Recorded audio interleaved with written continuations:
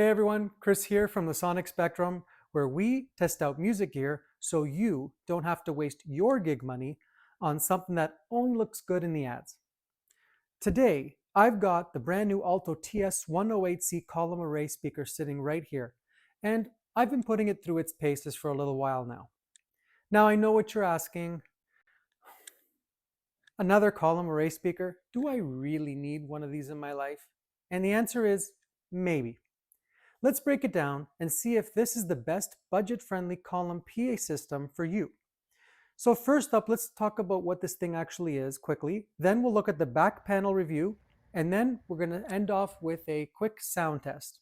The Alto TS108C is Alto's new 8-inch column array system. It's got a built-in sub at the bottom and a slim speaker column on top with a few spacers in between, bringing it all together. Honestly, it's like building Lego, but instead of stepping on it barefoot at 3 a.m., this one actually makes music. Spec-wise, Alto says it's packing 600 watts peak. Of course, that's marketing watts, so don't expect it to blow a hole in your wall. But the important number is 123 dB max SPL. That's loud enough for small to medium-sized gigs, acoustic acts, very light DJ work, or that uncle that insists on singing Bon Jovi at every family barbecue. And at about 35 pounds total weight, it's easy to carry in one hand while holding your phone in the other. Just don't trip. Trust me, gravity does not care how portable Alto made this. All right, let's spin this around and check out the back panel. Okay, here we are in the back. Let's start at the bottom and work our way up. So obviously this is not battery powered, keep this in mind. This is a plug-in only unit. So it's got a nice little rocker switch. Let's fire it on and we'll work our way up. It's got obviously 115 volt or 230 volt, if you like. Okay, let's move on up. Okay, here we are. So we have channel 1, channel 2. We've got an EQ system, which I'll show you the EQ, how that works. It's kind of unique. I haven't seen this kind of EQ in a while. We've got a third channel, which is our Bluetooth, our speaker use, and our mix out. So starting on the left, we've got, kind of interesting the way they did the EQ, guys. So if I want to EQ channel 1, I press this, and now my bass is down, my bass is flat, my bass is full. Same with here. So I'm going to switch it to high, treble up, treble flat, treble all the way down. So these both work for each channel. You got to select it here. Kind of interesting. Once you get the hang of it, it does get faster. Moving down, reverb for each channel. Again, only one type of reverb. You're not even able to change it in the app, not that I saw. Maybe there's an update coming down the road. It's interesting that the Alto Busker has up to 16 reverb effects, and this one only has one. It's like a hall. It sounds like a hall effect. And then going down, we have our volume, our gain for each channel. And then here we have mic line, channel 2, instrument line. We have the XLR 1/4 inch. Then moving over to our Bluetooth, volume. This is where we pair it. Just push it down, go to your device, and connect it very quickly, very simple. So the pairing's very quickly and very typical. And then here's where you would press to link to another one of these. Again, we talked about that wireless stereo linking for music playback up to 75 feet apart. Okay, over here, we've got speaker use. It's got some DSP built in based on how you're using it. Normal, live, DJ, and there's that custom EQ we talked about in the app where it's got the waveguide and you can kind of make your own EQ settings. So it's nice they have that, but it forces you to use the app to get that. Wanted to mention also, if you want to hook up straight 3.5 milliliter pin, you can do that right into your tablet or a laptop. Mix out, if you want to mix out to another one of these, or maybe go to a larger speaker. So there's a situation where you need you want to go to a second speaker, you want to use more for mains or monitors, whatever your setup is, you can set it up and mix out. So that's a quick overview of the back panel. It's worth noting that it also has Bluetooth streaming and wireless pairing between two of these units up to 75 feet apart, according to Alto's manual, which is great if you want to run backing tracks or just DJ straight from your phone or tablet. And the best part, pairing is quick and painless. It's not one of those Bluetooth setups where you end up accidentally blasting music through your neighbor's smart fridge.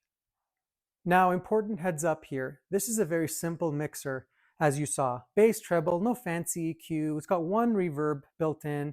If you're a performer and you want a little more options when it comes to reverb or your vocals or instrument, or you want to shape your sound a little more, you need to bring a small external mixer to pair this with. Do note it does have a custom EQ preset, but only through the Alto Pro app. One of the things I love about this unit is how quick it is to set up. 3 pieces, snap them together, and you're ready to go. Honestly, I can set this thing faster than it takes a guitarist to tune their guitar. And sound-wise, for a compact column, it's really balanced. A lot of these systems kind of can be shrill or high and weak bass, but the sub on this actually kicks for its size. You're not rattling walls with an 8-inch sub, but don't feel like the low end disappears either. Now, the part that everyone wants to know, the sound test. I'm going to plug a mic directly into the back of the unit. Very simple, a little bit of reverb, and we're going to see how this sounds. First up, the Shure SM58, then we're going to switch to a Shure Beta 58A to see how it handles a slightly different tone and mic. And there's a very interesting surprise with these sound tests. I think you should stick around, you may want to hear it.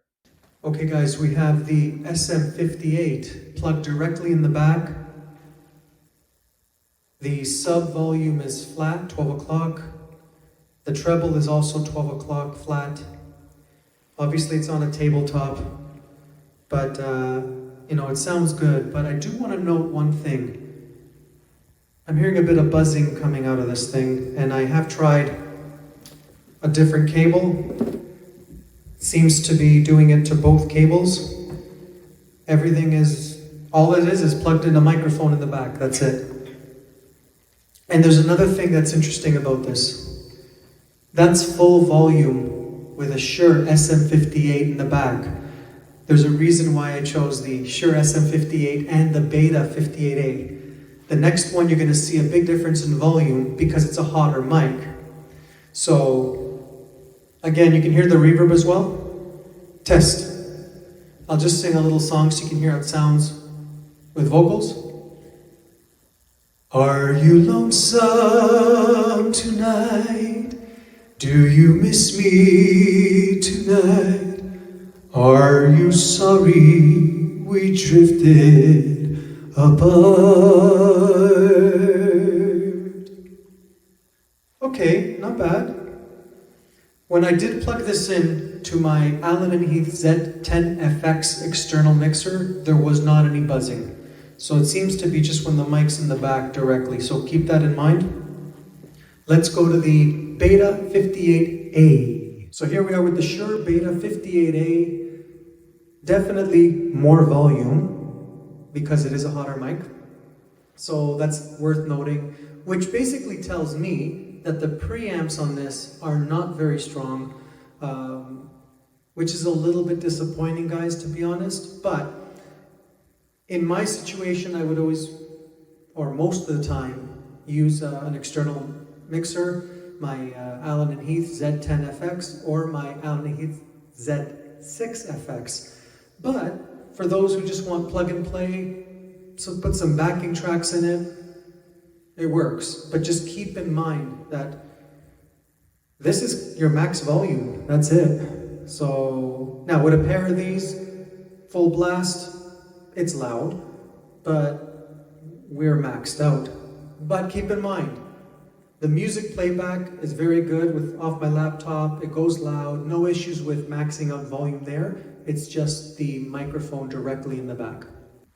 Okay, I'm gonna play a quick song for you guys, a bit of like a dance beat, so you can see how it sounds. I am recording on an iPhone 13, so the reason I do that sometimes with the iPhone is because when people are at a venue or recording an event, most people record things on their phone too. So I sometimes use my condenser, sometimes I use my iPhone, but this one I'm gonna use my iPhone play a little song for you guys to hear how it sounds with some dance beats.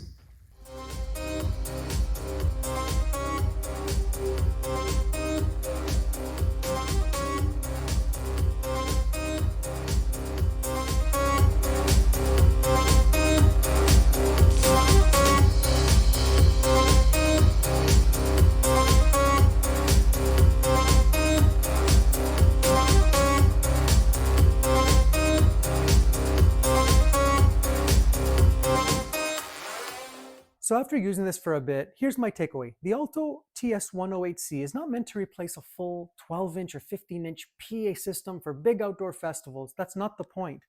What it's great for is smaller venues, acoustic gigs, light DJ work, corporate events, even churches. Anywhere you want quick setup, clean sound, and easy portability without breaking your back or your budget. Because no speaker's perfect, if you need onboard mixing with more EQ shaping and more reverb options, you'll definitely want to pair it with a small mixer or go for something different. But it is plug and play, and it works exactly for that purpose. The Alto, is it worth it? Yes. If you're the kind of musician, DJ, or host who values portability, decent power, and balanced sound in a compact package for the money. It's punching above its weight in this class for sure. All right, that's it for today's review and test of the Alto TS108C. If you got questions, drop them in the comments below. I'll do my best to answer them. And if you're thinking about picking up one of these, let me know. What are you planning to use it for? I read every single comment. I appreciate you watching. I'm Chris from the Sonic Spectrum. Thank you for hanging out, and I'll catch you in the next one.